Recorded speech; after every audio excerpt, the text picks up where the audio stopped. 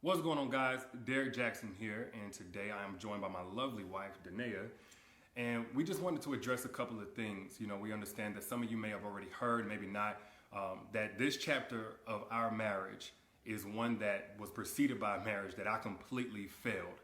And I would say it just started around August, maybe September of last year. But, a lot has been said already about what was the cause and all that other stuff. Some of it is true, some of it is completely false.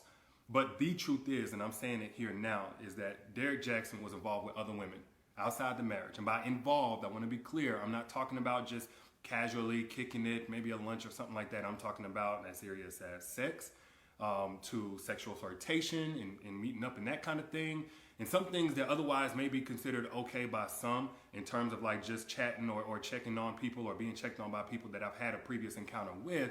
But without my wife's knowledge of it and with us having a sexual history, all of it falls under the umbrella of inappropriate, cheating, affair, stepping out, definitely not in alignment with the vows that I took, and definitely not in alignment with the biblical standard of what it means to be faithful, which is the standard that I'm going by now.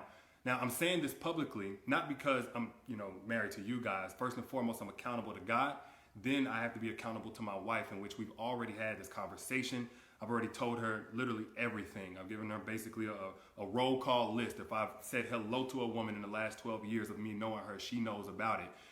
But now that it's been made so public, it's important that I first off let you guys know I do not stand by those actions. I don't want to encourage anybody to do that. And then secondly, I know that I cannot build a platform preaching certain things, preaching against certain things, and then in my real life live contrary to that for any amount of time or any length of time to any extent, and think that I can't be held accountable.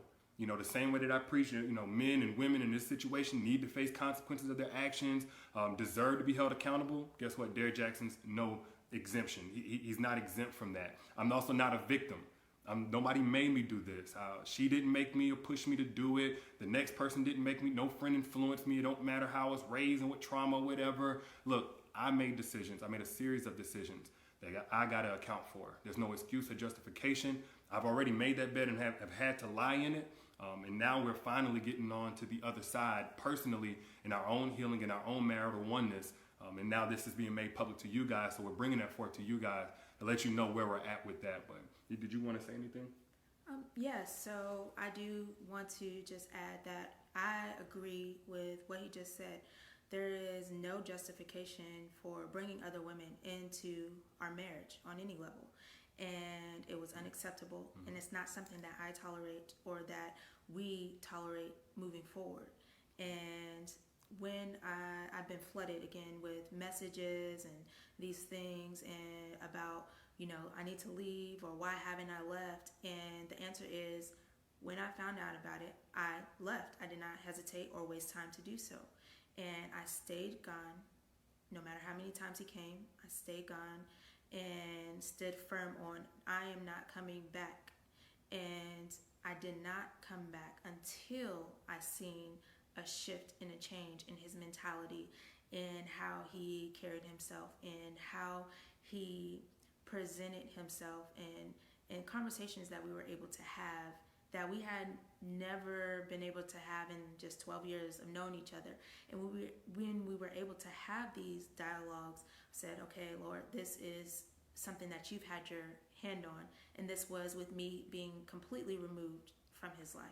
And him pursuing God, continuing to pursue God, and continuing to eliminate these things that led up to the catastrophe that you guys are seeing for the first time. So there's nothing out there right now that is information that I don't already know about or haven't known about. And so this is not something that is new. We have moved forward from it. We have gotten counsel for it and continue to do so. He is still continuing to pursue God and continuing to seek guidance and wise counsel from men of God. And that is what I needed for the continuation of me being present in this marriage and to stand by his side. So today, where I'm at is at peace, and I proudly stand by his side, and I have no hesitation. I have no hurt, no shame about that. And it's only because of the grace of God and the mercy of God. And we have already turned a new chapter in this story. We are continuing to move forward, and we are just now sharing that with you all. And I forgave him, and most importantly, God has first forgiven him, and I also forgive the others as well.